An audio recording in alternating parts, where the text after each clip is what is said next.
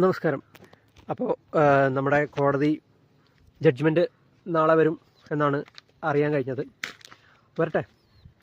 അപ്പോൾ ഇത്രയും കാലം ആ ജഡ്ജ്മെൻ്റ് ഒന്ന് നമുക്കെതിരാവാൻ, ഹൈറിച്ച് ജോയിൻ ചെയ്തവന് എതിരാവാൻ, ആ കമ്പനി പൂട്ടാൻ വേണ്ടി കച്ച കെട്ടി ഇറങ്ങിയ ഒരു ടീമുണ്ടായിരുന്നു. അവർ കേസ് കൊടുക്കുക എന്ന് പറഞ്ഞ് വീഡിയോ ഇട്ടുകൊണ്ടിരുന്നത് ഈ വിധി ഹൈറിച്ചിനെ പ്രതികൂലമായി ബാധിക്കാനാണ്, അല്ലാതെ നിങ്ങൾക്കാർക്കും കാശ് കിട്ടാനല്ല.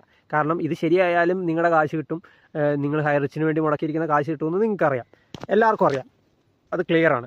മാത്രമല്ല ഹൈറിച്ച് എന്ന് പറഞ്ഞ കമ്പനി വലുതായി വരും.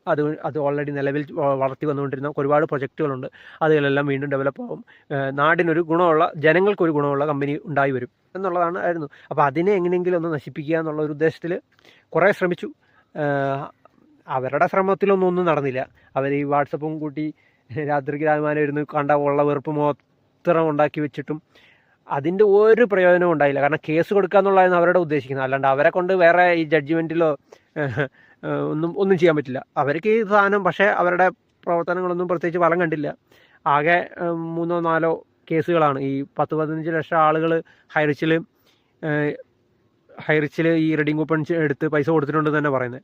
അപ്പോൾ അങ്ങനെയാണെങ്കിൽ അത്രയും ആളുകൾ അതിലുണ്ട്. അപ്പോൾ അത്രയും ആളുകളിൽ ആകെ 4, അതും അവരെ പറ്റിച്ചതിൻ്റെ പേരിലൊന്നുമല്ല അവർ കേസ് കൊടുത്തേക്കുന്നത്. എന്തിനാന്ന് പോലും അറിയാത്തൊരു കേസ് കൊടുത്തിട്ടുണ്ട്. അപ്പം നമ്മുടെ വക്കീലും പറഞ്ഞിട്ടുണ്ടെന്ന് തോന്നുന്നു. നമ്മുടെ വക്കീൽ പറഞ്ഞാൽ ഇത്രയും ആളുകൾ, 10-15 ലക്ഷമുള്ള ആളുകൾ ഇവരെ ഭീഷണിപ്പെടുത്തിയാണ് കേസ് കൊടുപ്പിക്കാതിരിക്കുന്നത്. ഈ 15 ലക്ഷം 16 ലക്ഷം ആളുകളെ ഭീഷണിപ്പെടുത്തിക്കൊണ്ടിരിക്കുന്നെങ്കിൽ അതൊരു വല്ലാത്ത ഭീഷണിയായിരിക്കണം, അതൊരു വല്ലാത്ത പണിയായിരിക്കണം. ഒരു ഇന്ത്യയിലെ ഒരു രാഷ്ട്രീയ പാർട്ടിക്ക് പോലും പറ്റാത്തൊരു പരിപാടിയാണ് അത്രയും വലിയ ഭീഷണിപ്പെടുത്തൽ. പിന്നെ ഞാനൊന്നും ഇതുവരെ ആ ഒരു ഭീഷണി ശബ്ദം കേട്ടുമില്ല. എന്ത് ഭീഷണിയാണ് ഇവരെ പെടുത്തേണ്ടത്? ഈ 15 ലക്ഷം പേരെ ഒരു 4-5 അല്ല ഒരു 10-20 പേര് ചേരുന്ന ഒരു കമ്പനിയുടെ ഒരു മാനേജ്മെൻറ്റ് എന്ത് ഭീഷണിപ്പെടുത്തുമെന്നാണ് ഈ വക്കീൽ പറഞ്ഞതെന്ന് എനിക്കറിയത്തില്ല. അയാളൊക്കെ അത് എങ്ങനെയെങ്കിലും പൂട്ടിക്കാന്ന്. പിന്നെ എതിർഭാഗം അങ്ങനെയാണല്ലോ. എതിർഭാഗമാണെങ്കിലും കുറച്ചൊക്കെ ഒരു മാന്യതയും സത്യസന്ധതയും പുലർത്തി വേണം സംസാരിക്കാൻ. കാരണം ഏത് കാര്യത്തിനും നമ്മൾ ജയിക്കാൻ വേണ്ടി എന്ത് ചെണ്ടിത്തരവും പറയുന്നതാണ്. പിന്നെ ഇനി ഇപ്പോൾ കേസ് നെഗറ്റീവ് ആയാൽ, ഇപ്പം ഈ കേസ് നെഗറ്റീവ് ആയാലും പോസിറ്റീവ് ആയാലും അത് പറയാൻ പറ്റില്ല. കാരണം ഇത് നെഗറ്റീവ് ആയി കഴിഞ്ഞാൽ ഈ പൈസ കിട്ടുന്ന കാര്യം ഇത്തിരി പണിയാണ്. കാരണം ഹൈറിച്ച് ശരിയായി കഴിഞ്ഞാൽ അത് പൈസ കിട്ടുന്നത് നമുക്ക് ഓൾറെഡി പണ്ടേ കിട്ടിക്കൊണ്ടിരുന്ന പോലെ കൃത്യമായിട്ട് കിട്ടും. അതിൻ്റെ കൂടെ കമ്പനി ഡെവലപ്പ് ആവും, നല്ല ആർക്കും ഒരു പ്രശ്നം ഉണ്ടാകത്തില്ല, സൂപ്പറായിട്ട് അത് വരും. അതിനുള്ള പൊട്ടൻഷ്യലുള്ള ആളുകളും കമ്പനിയാണത്. പക്ഷേ ഇത് ഈ കോടതി വിധി നെഗറ്റീവ് ആയി കഴിഞ്ഞാൽ പിന്നെ ആ പൈസ കിട്ടുന്ന ഇത്തിരി പണി തന്നെയാണ്. കിട്ടാനുള്ള സാധ്യതയും വളരെ കുറവാണ്. കുറച്ച് പേർക്കൊക്കെ കിട്ടുമായിരിക്കും, പക്ഷേ കുറേ പേരുടെ പൈസ പോകും, നഷ്ടപ്പെടും. കാരണം ചിലപ്പം ഞാൻ ഈ ഹൈറിച്ചിൽ 10 ഡീറ്റെയിൽ കൂപ്പണാണ് എടുത്തേക്കുന്നത്, പക്ഷേ എനിക്ക് ആ 10 കൂപ്പണിൻ്റെ പൈസ കിട്ടുമെന്നുള്ള ഒരു ഉറപ്പില്ല. ഉറപ്പെന്നല്ല, ഒരു 30,000 40,000 രൂപയെങ്കിലും കിട്ടിയാൽ മതിയായിരുന്നു എന്ന് വിചാരിക്കേണ്ടി വരും. കാരണം ഇത് ഗവൺമെൻറ്, ഇത് സർക്കാരാണ്. സർക്കാർ നല്ല വിശ്വാസമാണ് സർക്കാരിന് എനിക്ക്. അതുകൊണ്ടാണ് ഈ മറ്റേ കുപ്പിയുണ്ടല്ലോ, ബിവറേജ്, ഇതിനകത്ത് ഒരു കുപ്പിയിൽ ഉപയോഗിക്കുന്ന കുറച്ച് സ്പിരിറ്റും പച്ചവെള്ളവും അതിന് ചേർക്കുന്ന കളറും എല്ലാം കൂടിയും ചിലപ്പോൾ ഒരു 50 രൂപ ചിലവാകുന്ന ഒരു കുപ്പി, ഒരു ചില്ല് കുപ്പി ഇട്ട് വിൽക്കുന്ന സാധനം, ഇവരുണ്ടാക്കുന്ന സാധനം 50 രൂപ അല്ല, ശരി 100 രൂപ കൂട്ടിക്കോ. അത് ഉണ്ടാക്കാൻ ഒരു 100 രൂപയാണ്. അതിനിടുന്ന ടാക്സ് അടക്കം ഇവന്മാർ ഈ നാട്ടിൽ വിൽക്കുന്ന വില എന്ന് പറഞ്ഞാൽ 1500 രൂപ ഒക്കെയാണ്. അതായത് 100 രൂപയ്ക്ക് ഉണ്ടാക്കുന്ന സാധനങ്ങളൊക്കെ വരെ ഇവർ 1500 രൂപയ്ക്ക് വിൽക്കുവാണ്. ടാക്സ് എന്നൊക്കെ പറഞ്ഞു കഴിഞ്ഞാൽ എന്തിനോ വേണ്ടി ഇങ്ങനെ പിഴിഞ്ഞ് മേടിക്കുന്ന ടാക്സ്.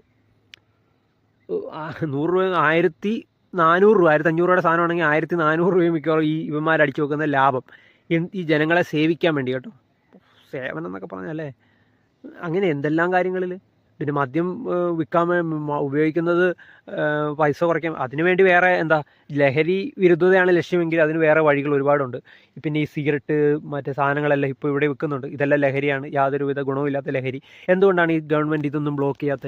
ഈ സിഗരറ്റ് വിൽപ്പനയോ ഈ മദ്യവിൽപ്പനയോ ഒന്നും ബ്ലോക്ക് ചെയ്യാതെ ലഹരി വിൽപ്പനയെ ഇപ്പോഴും ഇതിങ്ങനെ നടത്തിക്കൊണ്ടിരിക്കുന്നത്? ഇവരെ സംബന്ധിച്ച് ഇവരുടെ സർക്കാർ ഉദ്യോഗസ്ഥർക്കായാലും അവർ ശമ്പളം വാങ്ങുക, ടാക്സ് കൊടുക്കുക. അപ്പോൾ ഇവരെ സംബന്ധിച്ചിടത്തോളം അവരുടെ സർക്കാരിലേക്ക് പരമാവധി പൈസ ഉണ്ടാക്കുക എന്നുള്ള ഒറ്റ ലക്ഷ്യമേ ഉള്ളൂ. അതെന്തിനാണെന്ന് ഞാൻ പ്രത്യേകം പറയണ്ടല്ലോ. അപ്പം കമ്പനി എല്ലാവർക്കും പ്രതീക്ഷിക്കാം ഇത് ശരിയായി വരണ്ടേ. കാരണം ഒരുവിധം ഇവന്മാർ പണ്ടേ പറഞ്ഞു പൂട്ടിപ്പോയി എന്ന്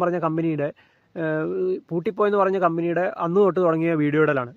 ഇന്നും വീഡിയോ ഇട്ടുകൊണ്ടിരിക്കും. ഈ പൂട്ടിയ കമ്പനികളുടെ എന്തിനാണോ ഇവർ എന്തിൻ്റെ വീഡിയോ ആണോ ഇട്ടുകൊണ്ടിരുന്നത്, പൂട്ടിയ കമ്പനികളുടെ വീഡിയോ ഇട്ടുകൊണ്ടിരുന്നത്.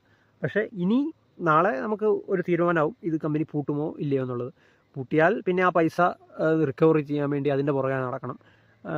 എത്ര പേർക്ക് കിട്ടും, എത്ര കാലം കഴിഞ്ഞ് കിട്ടും, കുറഞ്ഞത് ആർക്കെങ്കിലും കിട്ടുന്നുണ്ടെങ്കിൽ തന്നെ കുറഞ്ഞത് ഒരു 3 വർഷം കഴിയാതെ 4 വർഷം കഴിയാതെ ഈ സാധനം കിട്ടൂല. ഞാൻ ഇപ്പോഴെ പറഞ്ഞു വെച്ചേക്കാം, 3 വർഷം 4 വർഷം കഴിയാതെ ഈ പൈസ 1 രൂപ പോലും കിട്ടത്തില്ല. അതാണ് പറഞ്ഞത്, 1 രൂപ പോലും കിട്ടില്ല. അങ്ങനെ കിട്ടത്തുമില്ല. പിന്നെ നിങ്ങൾ 2-3 ലക്ഷം രൂപ മുടക്കിയിട്ടുള്ളതാണെങ്കിൽ നിങ്ങൾക്ക് ചിലപ്പോൾ ഒരു 50,000 രൂപയെങ്കിലും കിട്ടിയാൽ കിട്ടി, അത്രയൊക്കെ ഉള്ളൂ. അതിനുവേണ്ടിയാണ് ഇവർ കേസ് കൊടുക്കാൻ വേണ്ടി പറഞ്ഞുകൊണ്ടിരുന്നത്. ആ സ്നേഹമാണല്ലേ പൊന്നുമക്കളെ, നിങ്ങളുടെ സ്നേഹത്തിന് മുമ്പിൽ തല കുനിക്കുന്നു. നന്ദി, നമസ്കാരം.